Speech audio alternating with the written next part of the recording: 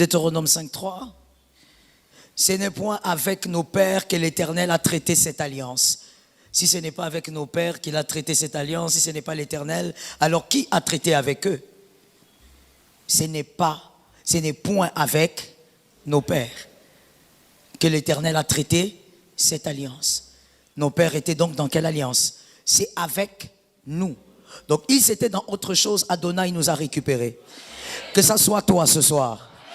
Que ça soit toi qu'Adonai récupère pour amener la victoire dans la famille. Non, je veux mieux dire ça. Lève ta main droite, dis avec moi au nom de Jésus. Que ça soit moi qui impose la lumière dans ma famille. Cette écriture est claire. Il dit les pères, ils n'étaient pas avec l'Éternel. L'alliance n'a pas été faite avec l'Éternel. Mais par sa grâce, avec nous, ça va commencer. C'est avec nous qui sommes ici aujourd'hui tous vivants. Tu es vivant ou pas? Il s'agit de toi donc si tu es vivant. On dit l'Éternel a contracté l'alliance avec les vivants. Si tu es vivant, alors tu portes en toi tes fils, tes petits-fils, les enfants des enfants, des enfants, des enfants. Que l'Éternel fasse de toi la porte de bénédiction. Comme lorsqu'ils contractaient les choses mystiques, tu étais dans leurs entrailles.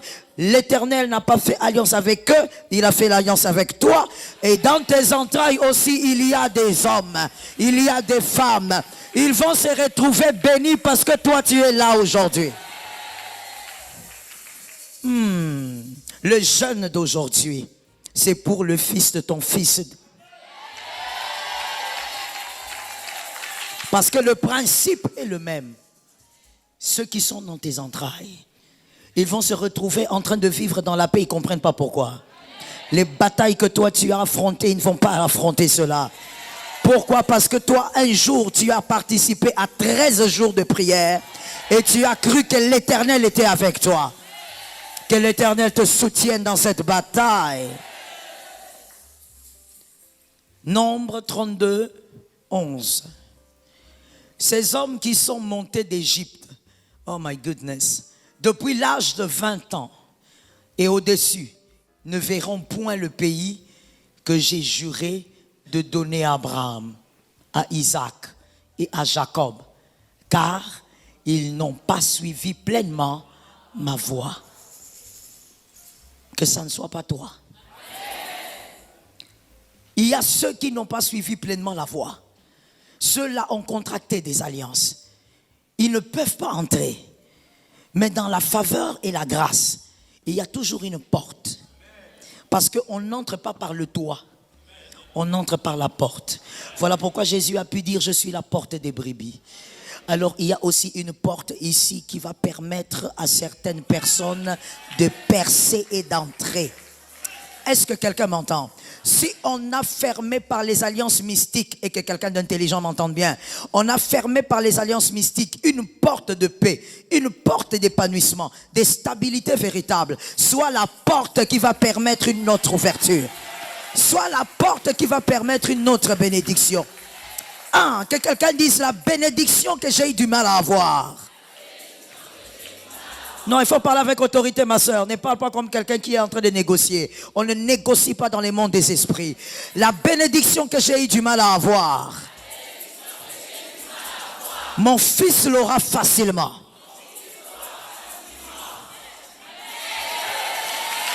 Une porte. Une porte.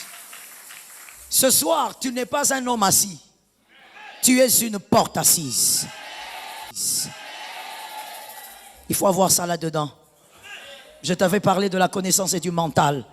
Il faut avoir ça là-dedans. Tu es une porte. Est-ce que quelqu'un m'entend? Quelque chose doit commencer avec toi. Tu n'étais pas là. Tu étais dans les entrailles. On t'a compliqué la vie. Toi aussi, tu vas permettre que certaines personnes n'aient pas une vie compliquée. Parce que tu es la porte. Il faut refuser avec énergie que ce que tu as subi, que tes fils les subissent. Lorsque tu veux que tes fils soient dans la paix, c'est la paix des générations que tu es en train d'attirer. Que ça soit pour toi. À chaque fois qu'il pérennise ces choses, les 3 éléments que je vous ai présentés, à chaque fois qu'il pérennise ces choses, ils prennent le sang de plusieurs manières dans la famille. Le Mkodia, ce n'est jamais sans sacrifice. C'est-à-dire le pouvoir financier qu'on donne à un seul homme, à une seule femme. Je me rappelle d'une histoire assez terrifiante.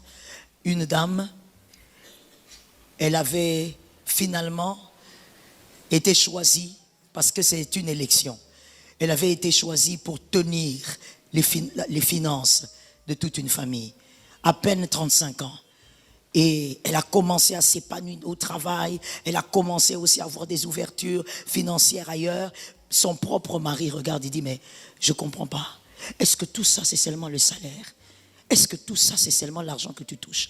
Mais la femme qui dit, mais qu'est-ce que tu crois? Mais la femme, elle était au courant. Parce qu'on l'avait appelée par quelques-uns des oncles, on l'avait briefé. La femme dit, mais qu'est-ce que tu crois? Il dit, écoute chérie, on a toujours été là, on s'est toujours organisé. Mais regarde à quelle vitesse tu as bâti cette maison-là. Cette maison-là à 4 étages. Regarde à quelle vitesse tu as commencé telle entreprise. Regarde. Et la femme qui dit, pourquoi tu t'agites? Tu poses beaucoup de questions pour rien. C'est juste l'organisation et mon salaire et d'autres entrées. L'homme qui dit, non, je trouve pas ça clair. Mon frère, regarde une sœur, dis-lui, quand tu ne vois pas clair, accroche-toi à Jésus. Il ne faut pas te limiter à voir clair. Tu vas mourir. Le monsieur qui dit non, il faut que je comprenne. Et un jour, tellement qu'il a agacé sa femme, un jour sa femme se lève. Je vous dis 32 ans, hein, sa femme se lève, 32, 35. Sa femme se lève, elle regarde le monsieur, elle dit, tu n'aimes pas ta vie. Comme tu n'aimes pas ta vie, c'est toi qui as fait le choix. Le monsieur a fait 2 jours, il est mort.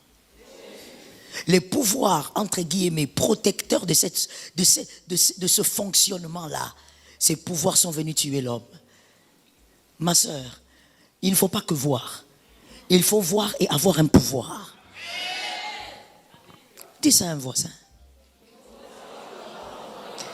Ne parle pas sans autorité, mon frère. Dis-lui, il faut voir et avoir un pouvoir. Tu vois que là-bas, il y a les kindoki des oncles, mais tu es blindé en Jésus. Tu vois là-bas qu'on est en train de détruire la famille, que ce qui arrive là n'est pas naturel. Les diables et les sorciers ont touché à la tête de tes frères, mais tu dois t'appuyer solidement sur Jésus. Ne te limite pas à avoir les yeux ouverts. Je parle ou je laisse. Il a été dit à un homme, viens. Jésus lui impose les mains parce qu'il était aveugle. Il lui dit, c'est pour la gloire de Dieu qu'il est né comme ça. Et il dit, ouvre maintenant les yeux. Il ouvre les yeux. Il dit, tu vois quoi? Il dit, je ne vois pas bien. Je vois les gens comme des arbres. Mon frère, si tu vois les gens comme des arbres, on va te bouffer. Il ne faut pas voir les gens comme des arbres. C'est-à-dire, il ne faut pas avoir la vision de la réalité de manière approximative. Il faut bien voir et t'appuyer sur Jésus.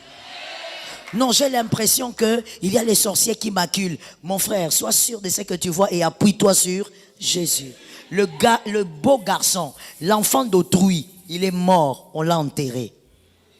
Parce qu'il est allé poser des questions à une fille qui avait été choisie dans la famille pour tenir les finances de ses frères. Que Jésus te préserve du mal.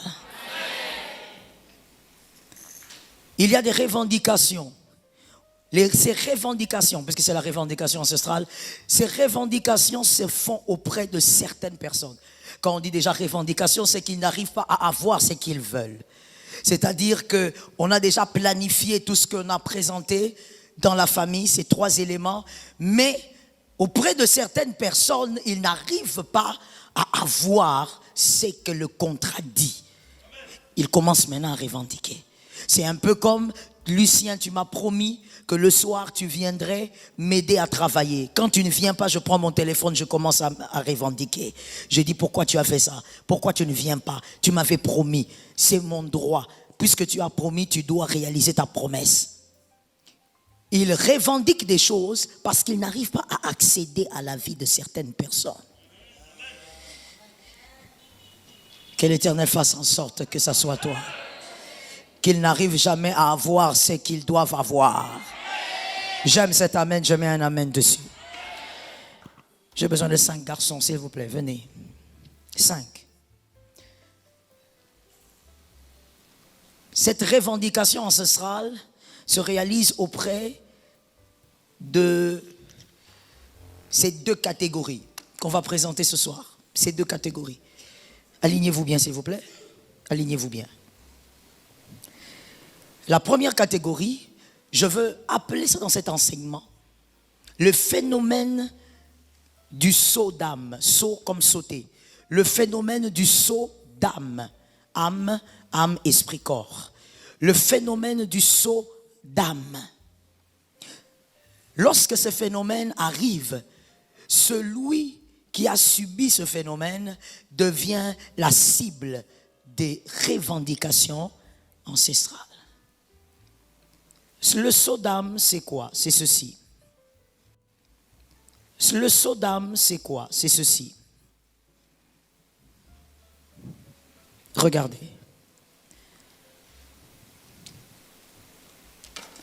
C'est un phénomène spirituel qui existe pratiquement dans toutes les familles.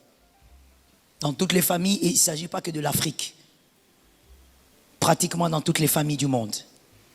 Parce que le diable essaye de manipuler toutes les familles du monde.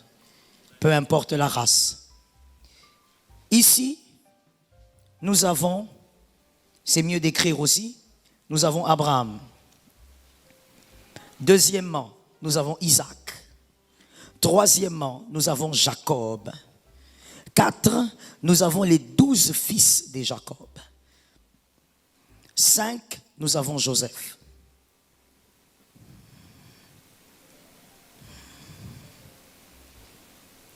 J'ai besoin d'un 6e. 6e.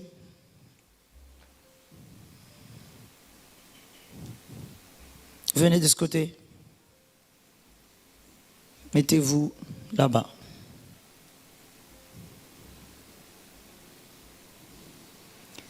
Premièrement, nous avons. Deuxièmement, s'il vous plaît, mettez troisièmement Ésaü. Mettez troisièmement Ésaü. Quatrièmement Jacob. Cinquièmement les 11 fils de Jacob. Ou les 10 fils de Jacob. Sixièmement, mettez Joseph. Voici le phénomène des sauts d'âme.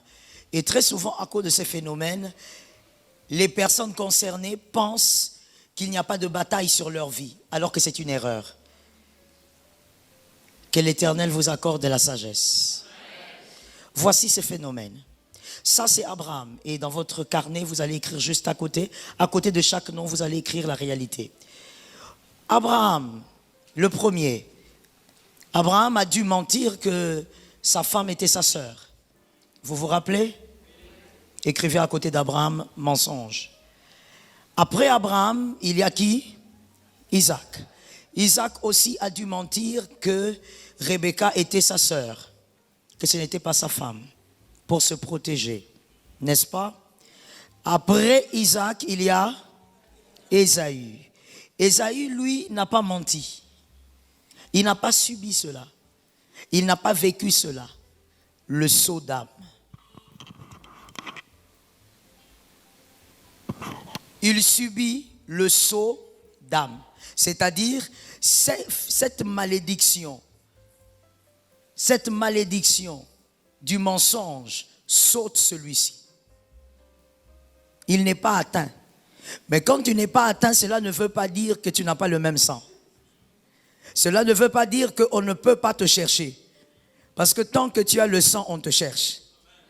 Est-ce que quelqu'un m'entend? Mais Ésaü ne subit pas ça, donc ça saute Ésaü. Et quand ça saute Ésaü, ça va chez qui? Jacob a fait comment? Il a tellement menti celui-là.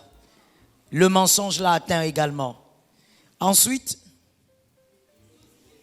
les 12 fils de Jacob, ou les 10 fils de Jacob, si vous voulez, moins Benjamin, eux aussi ont fait quoi? Menti dans tous les sens. Ils ont tellement menti, même à la mort de leur papa, ils ont menti encore. Ils vivaient dans le mensonge. La chose qui a commencé ici a continué ici. Est-ce que quelqu'un m'entend bien? Et après les 11 ou les 10, il y a eu. Joseph, lui, n'a pas menti. Ça saute. Est-ce qu'on se comprend? Maintenant, écoutons-nous bien. Commençons par celui-ci. Comme Ésaü, lui aussi, il subit le sceau d'âme. Le mal ne l'atteint pas. Mais quand le mal arrive pour qu'il mente, la première fois que c'est arrivé, c'était quand? C'était à quelle occasion? Joseph, c'était à quelle occasion? La femme de Potiphar. Tout était là, dressé pour que Joseph mente. Et puis personne n'allait l'attraper. Parce que la femme elle-même allait protéger son mensonge. C'est elle qui était en risque, c'est elle qui était la femme mariée. Mais Joseph ne ment pas. Mais écoutez bien. Quand Joseph ne ment pas, il ne se limite pas à dire « je ne veux pas coucher avec toi ». Pour que les réclamations ancestrales ne l'atteignent pas, il ne se limite pas à dire « moi je ne veux pas faire ça ». Il dit « je ne peux pas à cause de mon Dieu ». Si il a fouillé la chose, il s'est appuyé sur un pouvoir. Ton amen est bizarre. Il a fouillé la chose, to escape, fuir. Il a fouillé la chose, il s'est appuyé sur un pouvoir. Et ce pouvoir, c'est le Dieu de ses pères. Voilà pourquoi même quand il sort de là, il va où? Voilà pourquoi même quand il sort de là, il va où? Prison. Quand il va en prison, il prospère. Il n'a pas prospéré, mon frère, je vais te choquer. Il n'a pas prospéré parce qu'il était innocent. Non, il y a beaucoup d'innocents qui souffrent. Oui. Il a prospéré parce qu'il s'était appuyé sur un Dieu. Il s'était appuyé sur un pouvoir. Ce pouvoir l'a amené en prison. Et arrivé en prison, on fait de lui un chef. Parce qu'il s'est appuyé sur un pouvoir. Et arrivé là-bas encore, après quelque temps, il rencontre des hommes. C'est toujours ce pouvoir qui lui permet de discerner. Et après 2 ans, ce n'est pas un... My goodness, que ça tombe sur une famille. Qu'un aigle prenne sa part. Après 2 ans, ce pouvoir entre dans le songe d'un homme. Parce que c'est un pouvoir. Ce n'est pas qu'une discipline, c'est un pouvoir. Le pouvoir est capable d'entrer dans les songes. Le pouvoir est capable d'aller toucher le cœur de quelqu'un. Frère, si le pouvoir de Dieu est avec toi, ce pouvoir est capable d'empêcher un homme, une femme de manger. Il manque d'appétit parce qu'il pense à toi. Je ne parle pas de l'amour, mais je parle de quelqu'un qui doit t'amener à percer. Il ne comprend pas. Il dit, depuis que je suis allé dans cette église-là, au campus de ma campagne, j'ai rencontré le frère là. Je n'arrive plus à dormir. Je pense qu'il faut que je l'appelle. Parce qu'il y a des choses qu'on doit se dire. Quand tu as le pouvoir de Dieu, le pouvoir agit aussi comme un pouvoir. Le pharaon dort et le pouvoir entre dans ses rêves. Mon frère, j'ai toujours dit, ma soeur, j'ai toujours dit, écoute, il ne faut pas s'agiter pour chercher la bénédiction. Il ne faut pas s'agiter pour chercher la gloire. Si Dieu veut, c'est rien pour Dieu. Oh, il faut des stratégies, il faut faire... Calme-toi. Il y a des gens qu'on est allé chercher dans leur chambre. On l'appelle, on lui dit, on te cherche ici. Il pose lui-même la question, qui a donné mon nom là-bas? On ne sait pas qui a donné son nom là-bas. Il y a des gens qui n'ont pas la foi. Il y a des gens qui ne comprennent pas les surnaturels. Le pouvoir est réel. Le pasteur Marianne aujourd'hui était en train de m'amener à la fin du culte à la centrale. Elle était en train de m'amener le témoignage d'une dame. Vous vous rappelez de la dame dont j'avais parlé? Son fils n'arrivait pas à faire d'enfant, a perdu 7 grossesses. Il vient avec un autre témoignage. Elle me montre un document. Elle dit, on a nommé son fils. Attendez, on a nommé son fils. Mais la maman et les fils ne comprennent pas qui a donné le nom.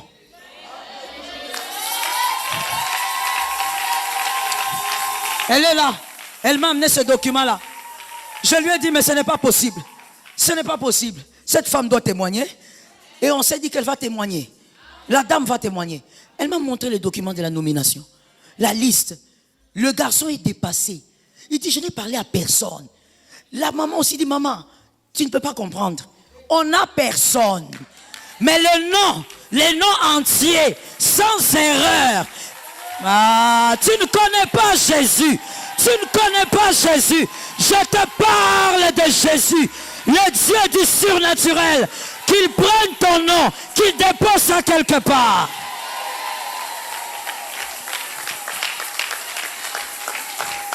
Mon frère, même quand tu dis oui, il y a la part de l'homme, mais je vais te choquer. Dans le surnaturel de Dieu, il peut outrepasser cela. Il outrepasse cela. Que quelqu'un me dise, il y a des cas. Que ça soit pour toi au nom de Jésus. Des cas particuliers où Dieu lui-même, on ne sait pas ce jour-là ce qu'il veut. Il décide de bouleverser la vie de quelqu'un. Sans ton effort, sans tes jeûnes, il entre dans les songes de... Ah, que Jésus entre dans les rêves de quelqu'un.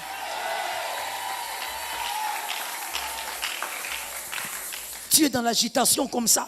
Tu es dans l'agitation comme une sauterelle. Oh non, il faut que Dieu me bénisse. Il faut que Dieu me bénisse. Calme-toi. Si Jésus décide de toucher ta vie, même toi-même, tu seras étonné. Tu as déjà vu, ma soeur, que ça tombe sur toi. Tu as déjà vu, on te prend, on t'amène, on prend ton nom. On dit, tu vas travailler ici. Tu regardes, tu dis, je ne saurais pas, tu sauras.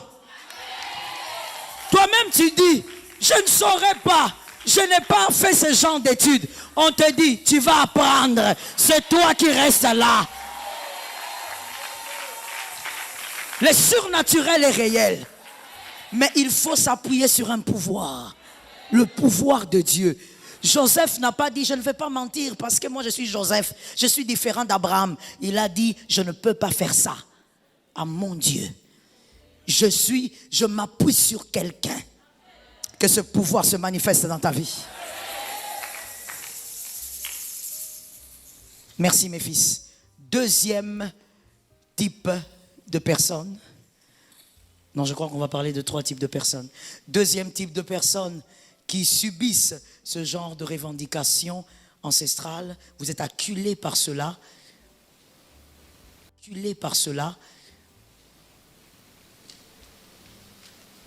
C'est ceux qui ont été choisis mais qui ne sont pas encore convertis. Les élus non convertis. Jésus les a choisis pour accomplir des grandes choses, mais jusqu'alors, ce sont des personnes qui n'ont pas encore donné leur vie à Jésus. Ce sont des personnes aussi qui vont subir ces revendications. Les ténèbres seront en train de revendiquer. Pourquoi? Parce qu'elles sont choisies. Mais elles n'ont pas encore donné leur vie à Jésus. Nous voyons ça même dans la vie de Ruth. Vous verrez que Ruth, la condamnation de Moab était sur Moab et même sur elle-même. Rappelez-vous que lorsque Naomi quitte Bethléem, elle a un mari, elle a 2 fils. Elle fuit, elle dit, ici il n'y a rien. On part à Moab, mais Moab lui a tout pris. Moab est une terre maudite. Moab est une terre incestueuse. Moab lui a tout pris. Ruth a subi aussi l'impact de Moab. Elle se marie très jeune, elle perd son mari comme ça. Mais heureusement qu'elle était capable de comprendre qu'on peut subir quelque chose aujourd'hui et en sortir à la minute. Tout dépend de votre compréhension. Tout dépend de votre connaissance. Ce que tu subis aujourd'hui, tu n'es pas obligé de continuer à subir cela. Voilà pourquoi, quand tu déclares des fois, il faut aimer dire, je sors. Personne ne va me sortir, moi-même. Ma soeur, tu n'es pas Lazare. N'attends pas que quelqu'un dise sors. Toi-même, tu dis, je sors. Le pouvoir du Christ t'accompagne. Troisième type de personnes qui subissent cette revendication. Des personnes appartenant à Christ.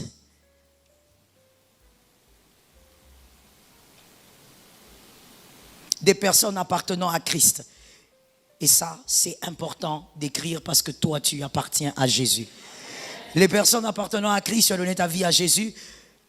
Tu seras aussi la cible de ces revendications, réclamations.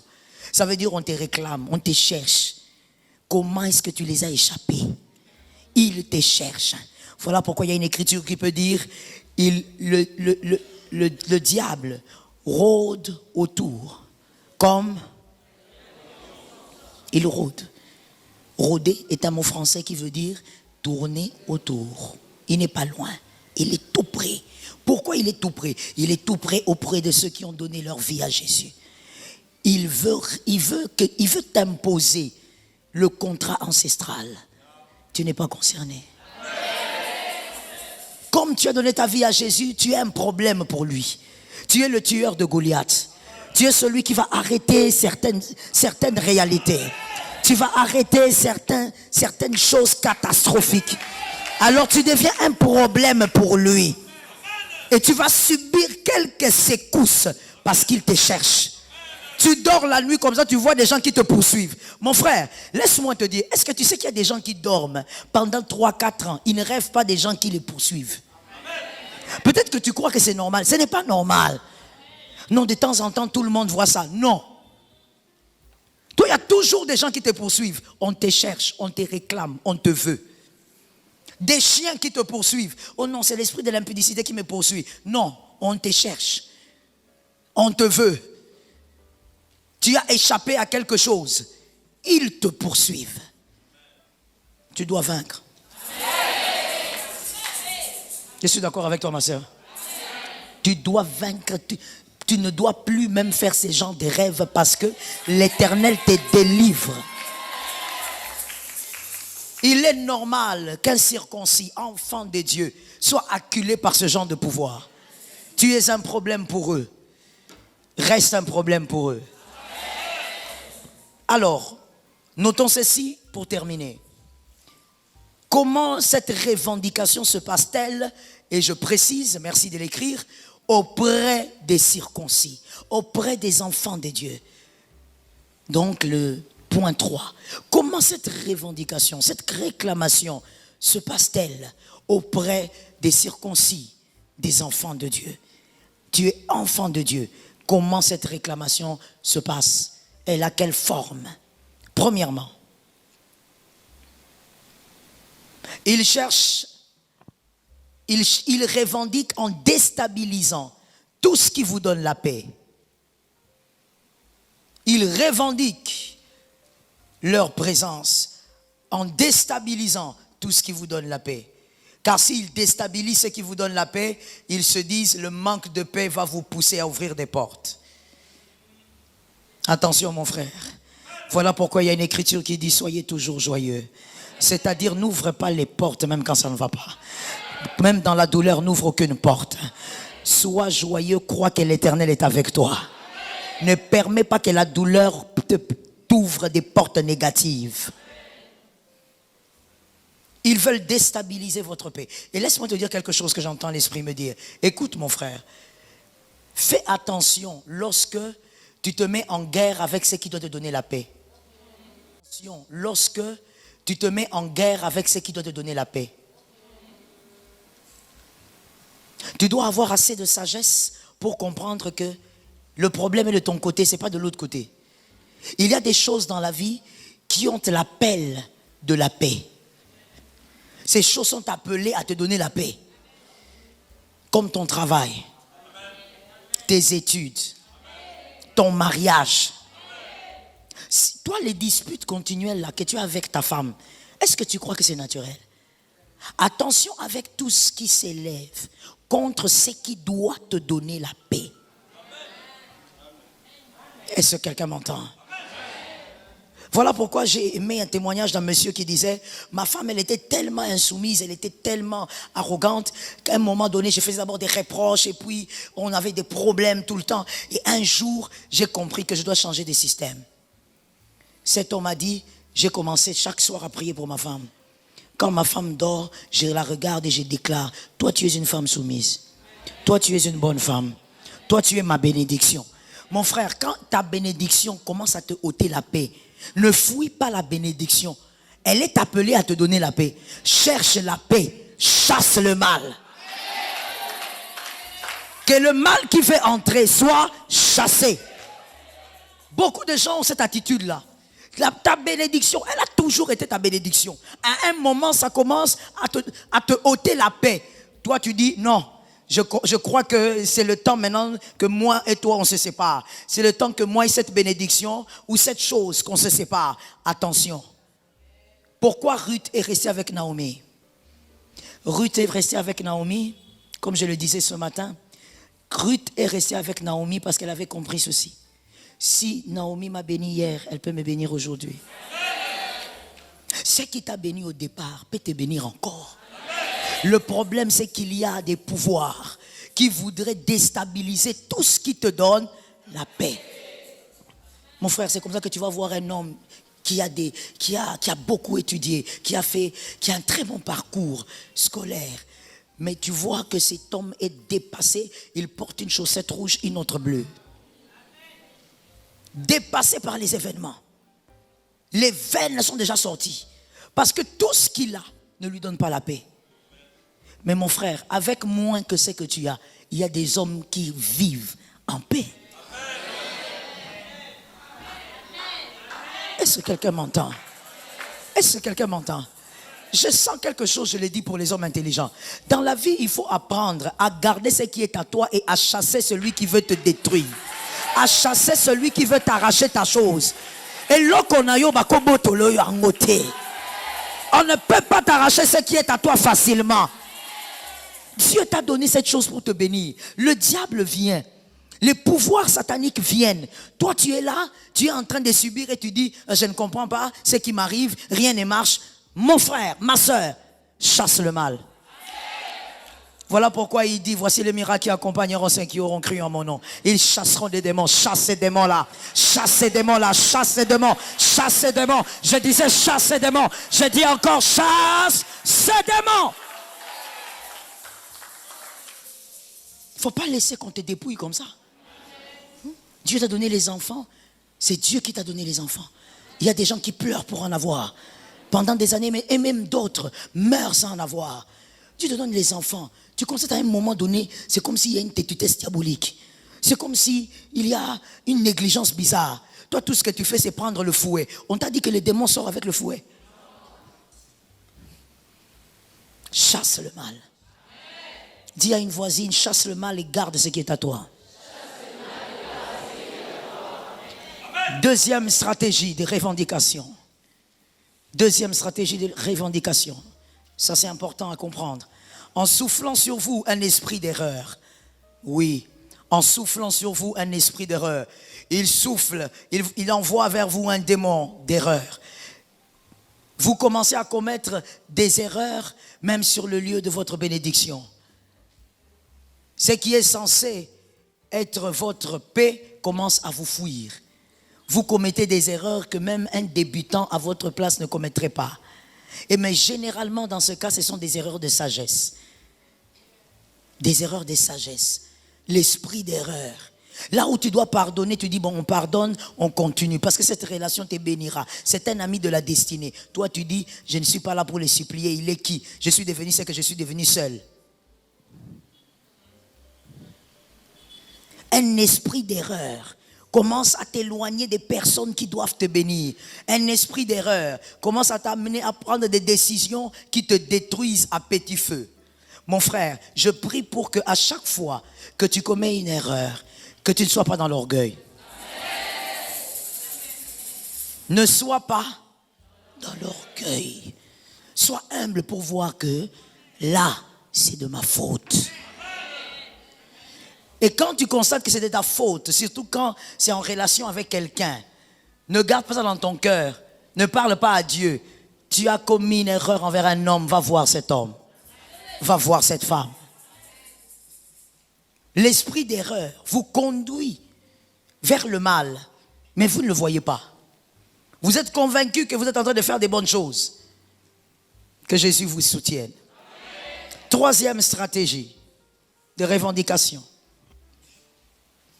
En créant en vous, c'est toujours cet esprit, ce démon qu'on envoie vers vous, en créant en vous le dégoût de ce qui est censé vous bénir ou modeler votre destinée. En créant en vous le dégoût de ce qui est censé vous bénir ou modeler votre destinée. Il y a des choses qui sont censées modeler votre destinée. Des choses qui sont censées modeler votre destinée.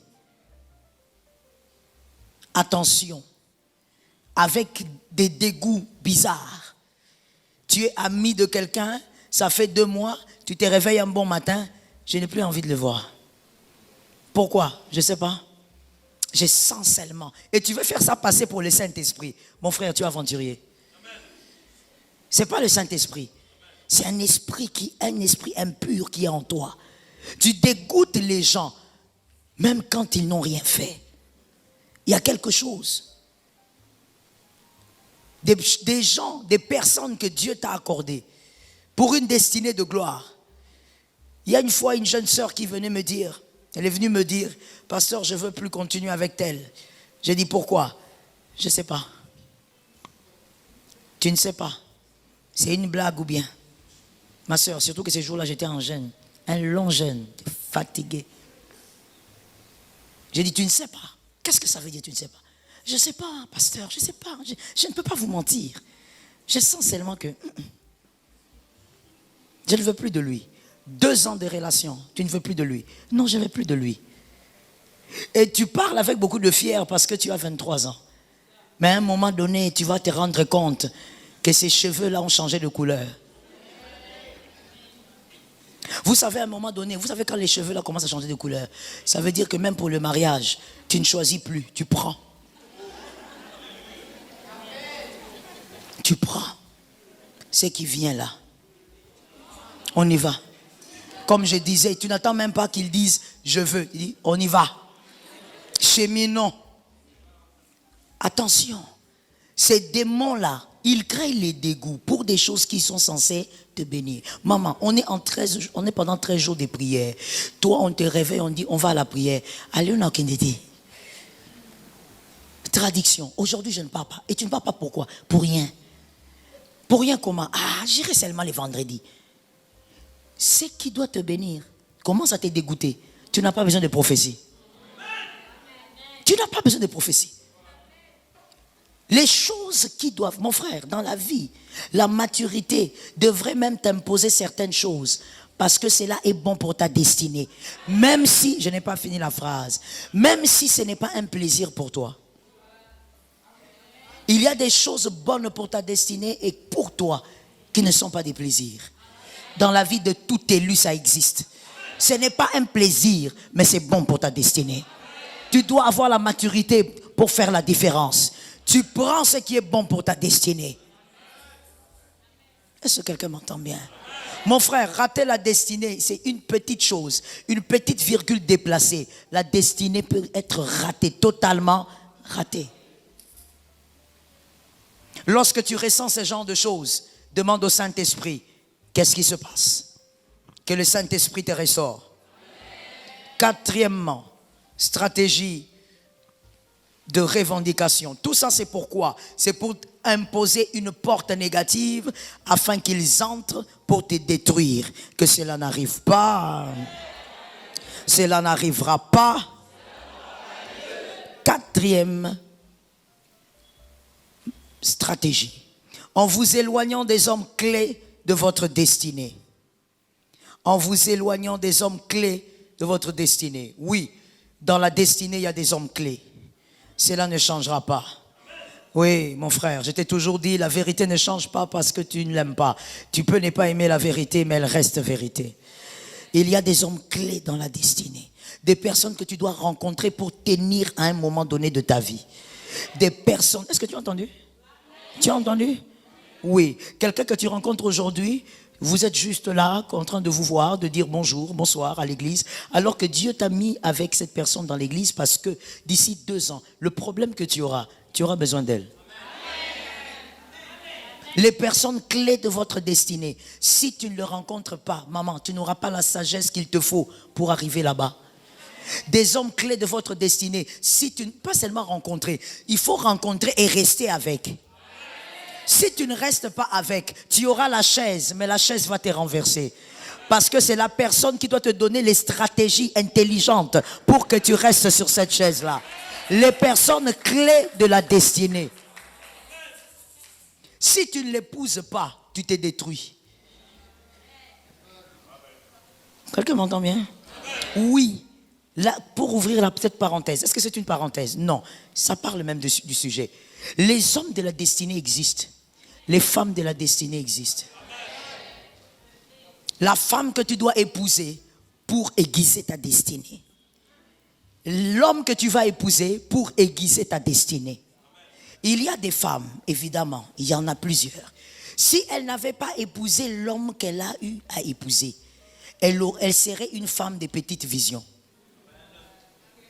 Elle a épousé un homme de grande vision. Mais pas seulement de grandes visions. Un homme qui est capable de porter une femme et d'emmener une femme quelque part. Parce qu'il y a des hommes qui sont incapables, ils sont comme ça et ils sont là.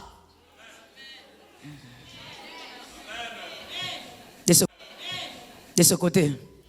C'est là ils sont de toutes les manières. Ils sont là.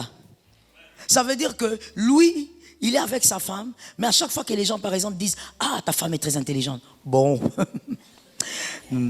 c'est moi tout ça. Ça veut dire qu'il ne supporte pas que sa femme soit glorifiée ou célébrée plus que lui. Il ne supporte pas que la femme ait un plus grand salaire que lui. Il ne supporte pas que sa femme ait des grandes responsabilités plus que lui. Un homme grand, petit esprit. Grand là, c'est grand Nanzoto. Mais l'esprit, il n'a pas la capacité de vivre avec une femme grande. Est-ce que quelqu'un m'entend? Ce n'est pas tous les hommes. Voilà pourquoi il faut célébrer les hommes qui ont propulsé leurs femmes. Oui.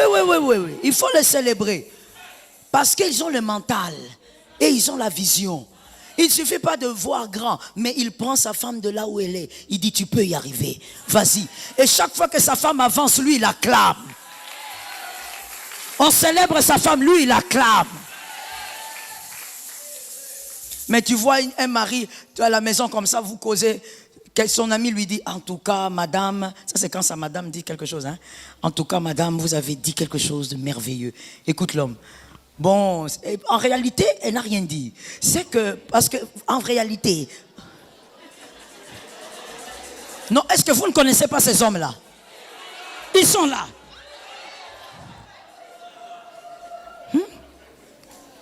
Ça veut dire que, en fait, qu'est-ce qui te titille, qu'est-ce qui te dérange quand on célèbre la sagesse ou l'intelligence de ta femme? Il faut seulement que tu montres que tu es quelque part. Ah, frère, même celui qui l'a engendré n'est pas comme ça. Même son papa n'est pas comme ça. Il y a des hommes à ne pas rencontrer, à ne pas épouser. Tu l'épouses, il détruit ton mental. On commence par eux d'abord. Hein? Tu l'épouses, ça veut dire que chez ton papa, tu avais de l'estime pour toi. Mais depuis que tu t'es marié avec lui, je vais vous dire une chose. Savez-vous que même votre manière de vous vêtir révèle votre mental?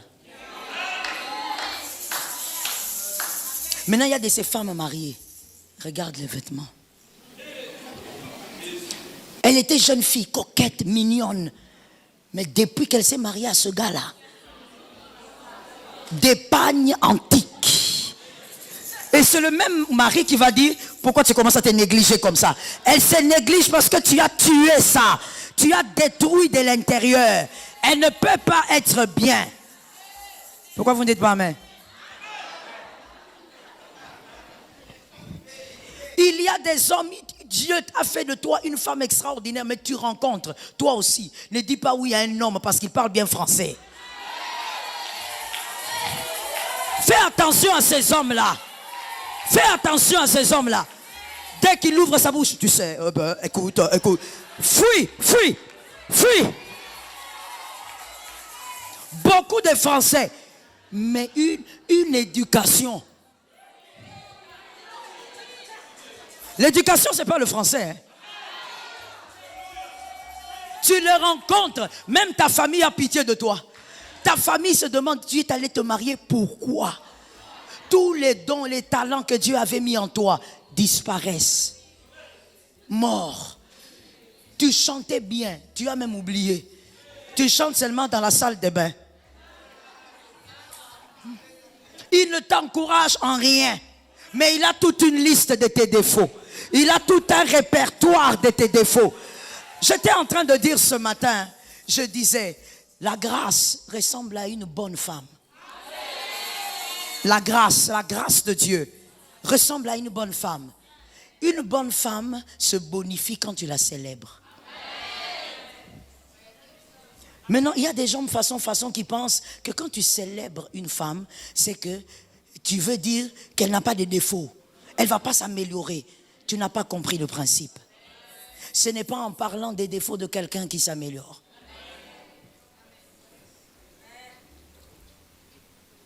Les remarques, les conseils aident. Mais la répétition des défauts d'une personne tue cette personne. Tue le mental de cette personne, homme comme femme. Il y a des femmes à ne pas rencontrer. Fais attention. Salomon a dit, cette femme est le séjour des morts. Et là, il parlait de la partie intime de cette femme. Il dit, si tu entres là-bas, c'est le séjour des morts. Toutes les grâces des morts, toutes les grâces disparaissent là-bas, ça reste là-bas. Tu ne remarques pas que depuis que tu sors avec cette fille-là, depuis que tu as des relations intimes avec cette fille, même ta beauté est partie. Regarde comment tu es devenu. Est-ce que ton papa t'avait donné ce visage-là? Même ta beauté est partie. Ça veut dire, elle te prend tout. Il y a des femmes, séjour des morts. Le travail qui allait un peu, ça commence à sécher. Maintenant, toi, tu commences à réfléchir. Le problème, c'est où?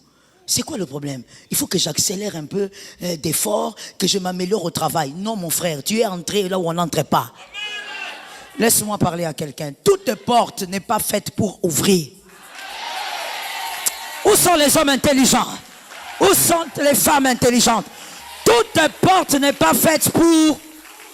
Il y a des portes qu'il faut laisser fermer. Tu la regardes de loin, tu ne t'approches même pas. Que Dieu te donne la victoire. Il y a des hommes de la destinée qu'il ne faut pas lâcher. Mon frère, voilà pourquoi dans les relations, la première chose que tu dois avoir, c'est l'humilité. Toute relation du monde, l'humilité. Tu ne garderas aucune relation sans humilité. Et surtout avec les hommes clés de la destinée. Voilà pourquoi tu dois connaître tes hommes clés de la destinée. Il y a des gens qui disent, non, moi je sens seulement qu'il faut que je reste avec cette personne, que c'est mon ami de la destinée. Dieu peut mettre en toi le vouloir. Tu sens une conviction que cette personne ici, c'est elle qui est ma bénédiction. Je dois rester là. Mais il y a aussi un autre élément. Tu remarques par exemple que depuis que tu fréquentes une telle ou telle autre personne, ta sagesse s'est accrue. C'est un signe qu'il faut rester là. C'est les tiroirs de ta sagesse. Tu remarques aussi, non, depuis que je suis avec cette personne, mon intelligence a un peu évolué. J'étais toujours avec Novelas, mais maintenant, je commence à évoluer un peu. Vous avez vu ce médecin indien? Le médecin indien qui a sorti son œuvre de gloire, selon lui. Vous avez vu ça? Vous n'avez pas vu ça? Il a fabriqué les robots capables de porter des bébés. Et les robots vont porter des fœtus jusqu'à 9 mois et puis enfanter les bébés.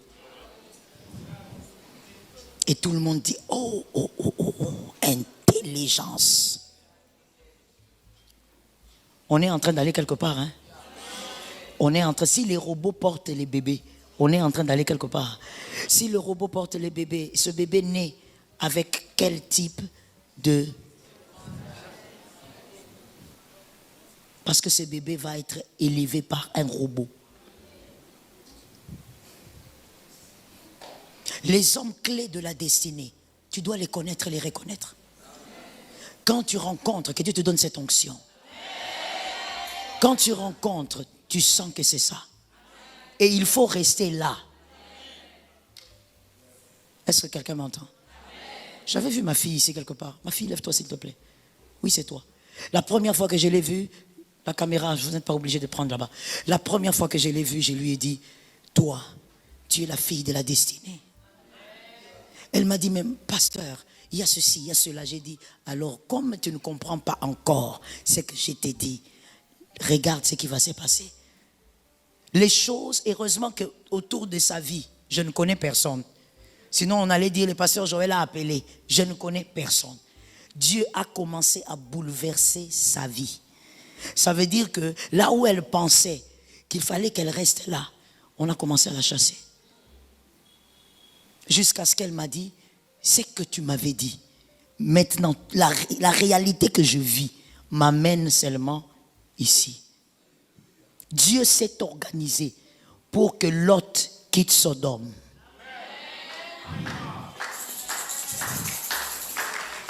Il peut arriver aussi à toi de sentir que ça, c'est ma bénédiction. Première chose quoi? Humilité, ma soeur. Il faut casser l'orgueil. Oh non, comme il boude là, dans la qui sait que ngana banda boude. Oh, traduction, comme il boude, je veux lui démontrer que moi j'ai commencé à bouder avant lui. Mon frère, l'orgueil ne donne rien. Les hommes qui percent sont les hommes humbles. Dans tous les domaines de la vie. La deuxième chose pour garder les hommes clés, c'est la communication. Je t'ai toujours dit, quand le serpent veut séparer les hommes, il tue la communication. Ne permet jamais que la communication meure. La communication entre toi et ton pasteur, entre toi et ton père spirituel, entre toi et une relation stratégique d'amitié, entre toi et ta femme, ton mari, ne permet jamais que la communication meure. On ne se comprend pas, mais on va parler. Oui, oui, parce que c'est en parlant qu'on va se comprendre. Est-ce que quelqu'un m'entend? Et je t'ai déjà dit, un adulte ne parle pas pour avoir raison. Mais il y a des gros bébés à 45 ans, à 50 ans, des gros bébés. Dès qu'il parle, c'est pour avoir raison. Et quand il parle, il te dit, est-ce que tu ne comprends pas ce que j'ai dit? Est-ce que tu ne comprends pas? Quand un adulte parle, il ne parle pas pour avoir raison. Il parle pour avoir la paix. Pour se faire comprendre. S'il ne se fait pas comprendre aussi, ce n'est pas grave. La vie continue. Que Jésus te donne la victoire. La troisième chose pour garder les hommes clés. Non, c'est la troisième chose pour garder les hommes clés. N'est-ce pas? Pour garder les hommes clés, première, c'est l'humilité. Deuxième, la communication. Yes. Troisième maintenant, pour garder les hommes clés, il faut les connaître. Ne vis pas avec quelqu'un que tu ne connais pas. Ne te contente pas de puiser. C'est-à-dire, elle me bénit. Cet ami me bénit beaucoup. Oui, c'est bien, mais connais aussi. Parce que connaître la personne va vous permettre de vivre dans la paix. Et c'est dans la paix que l'onction se distille. Il faut connaître la personne. Vivre avec quelqu'un, c'est connaître. Apprends à connaître. Et connaître une personne, deux tirets. Monsieur, tu écris, j'espère. Oui? D'accord. Connaître une personne, 2 points. Premier tiret, c'est observer. Deuxièmement, c'est écouter. Connaître une personne, observer et écouter. Tu ne l'écoutes jamais. Comment tu vas la connaître? Maintenant, il y a des gens, même quand ils ont des problèmes entre amis, ils disent, mais attends, toi, comment tu as fait ça? Bon, attends, je vais t'expliquer. Ça veut dire que tu parles pendant 2 heures, tu ne laisses pas l'autre parler. Comment tu vas connaître? Apprends à écouter. Celui qui écoute beaucoup gagne beaucoup. Celui qui écoute, écoute.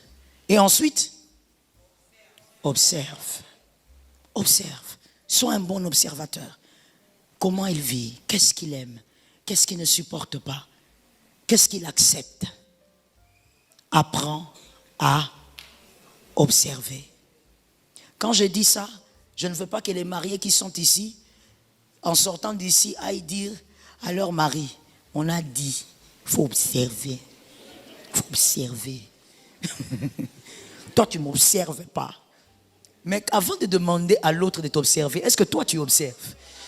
Non, il ne s'agit pas de ça ici. Il ne s'agit pas de prendre des éléments pour juger ton mari ou pour juger ta femme.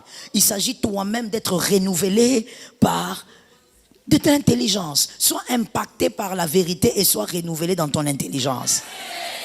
Est-ce que quelqu'un m'entend? Il y a quelque chose que j'ai découvert sur la terre. Les bonnes personnes sont contagieuses. Oui. Oui. Le problème, c'est que vous voyez tellement le mal, toujours le mal, que vous ne réalisez pas que les bonnes personnes aussi sont contagieuses. Reste avec les bonnes personnes, tu seras impacté.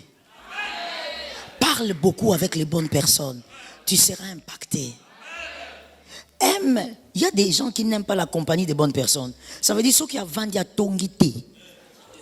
À se sentir que vinaye est bandité. Traduction, si il se met à côté de quelqu'un, si elle se met à côté d'une personne, qu'elle ne fait pas le commérage, elle a l'impression que sa journée n'a pas commencé. Et elle va toujours introduire. Tu avais vu Julie. Il y a même des commères ici, commères des malédictions. Dis-moi commères des malédictions. Dis-moi encore commères des malédictions. Elle est là, on finit le culte. Avec tout ce que moi j'ai dit là, elle ne peut même pas rentrer chez elle, prier, déclarer. Point après point, elle lit, elle déclare. Non, elle est là-bas, tu ris déjà. Hein? Elle est là dehors. Elle dit, tu as vu le pasteur Marianne ces derniers temps? Elle a maigri, pourquoi? Elle est enceinte ou bien? Commérage de quoi? Donc, écoute, tu es même en train de... Oh mon Dieu, ça me dépasse. Ça veut dire que tu es même en train de critiquer ce qu'on ne critique pas. Toi, tu critiques même les ouins. Et puis tu dis, ça fait quoi? Touchez pas mes ouins. Bon, touchez. Ah oui, hein? Yango bala raté, osa longimoko, on dirait, tosoye baté, osa mutu, osa mutute. Ça veut dire, on ne comprend pas ta vie parce que tu touches à ce qu'on ne touche pas. Dans la vie, il y a des choses qu'on ne touche pas. Ah oui, il n'y a pas que les ouins. Les parents sont sacrés. On n'y touche pas. Même dans ton rêve, tu ne parles pas de ton père. Comment toi tu vis en désordre comme ça? Mon mari dit, quoi? Kiboudiki? Kiboudiki. Comment un être humain peut vivre dans un tel désordre? Toi tu touches à tout. Et tu dis, non, ça fait quoi? Mais tu ne vois pas ta vie? Toi, tu crois quoi? Toi, tu veux que des bibons sortent pour que tu comprennes que tu avais touché à un oin? Tu ne vois pas ta vie. Depuis que tu as commencé, façon. Quand on te regarde, on ne sait pas. Tu es célibataire, tu es marié, tu es... On se perd là-dedans. On ne sait pas. On te regarde comme ça, on vient. Oh maman, salue tes enfants. Tu n'as jamais accouché. Donc tu as le visage de quelqu'un.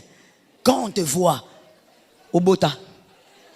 Ça veut dire qu'il y a un mal qui t'accompagne. Parce que tu parles de certaines choses. En réalité, on ne parle pas de ça.